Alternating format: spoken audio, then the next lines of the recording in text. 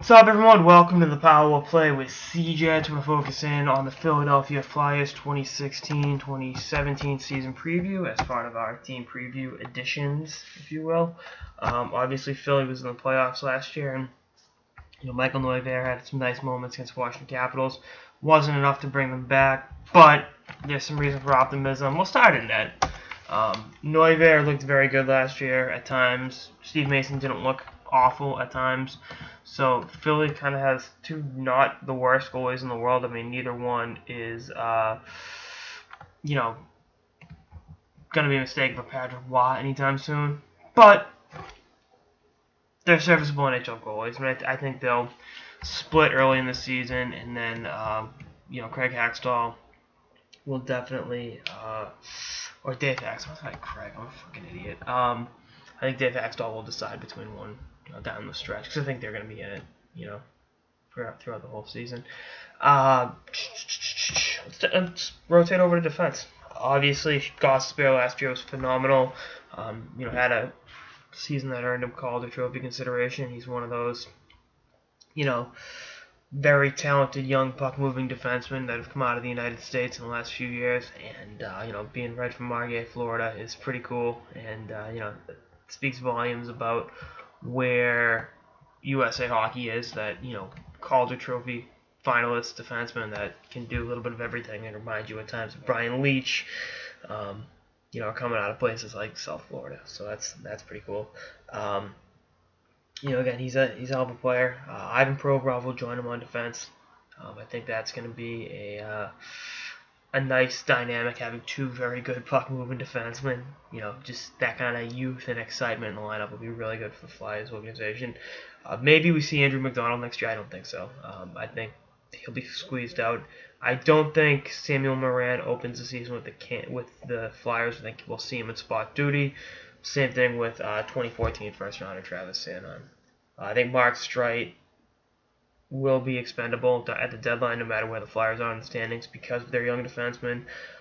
And I think they'll be looking to wheel and deal throughout the season. So, just one of those situations to keep an eye on.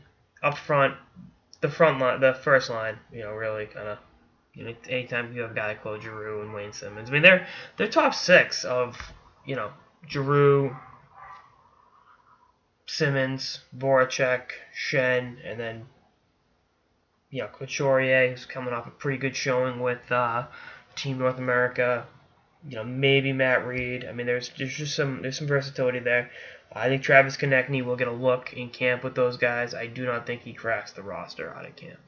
Just saying that. I think he needs some of the junior hockey, and that's fine. He's one of the more talented players in talented prospects in the game, and a guy that I think Philly fans should be very, very excited about the next couple of years. They've drafted very well. They've done a phenomenal job at that, and you look at the depth they had down the middle with Couturier, with Scott Laughton, with the aforementioned Travis Konecny, and some of the guys they have in their system. They're going to be a team that's competing for a playoff spot right now, but I think once their forwards kind of catch up with their defense, so to speak, their young forwards catch up with their young defensemen, they'll be in good shape. And the other thing is with Philly, going back to their blue line, ever since Chris Pronger went down 5 years ago, they've been looking for, that replacement. They tried, they offer sheeted Shea Weber. That didn't, they Nashville matched it. Supposedly they called LA about Drew Doughty. I assume Dean Lombardi thought it was a prank call and hung the phone up, 3-4 years ago. So they've always kind of been looking for that guy. And, is Gostisbehere Chris Pronger? Is Ivan Provorov going to be Chris Pronger? No.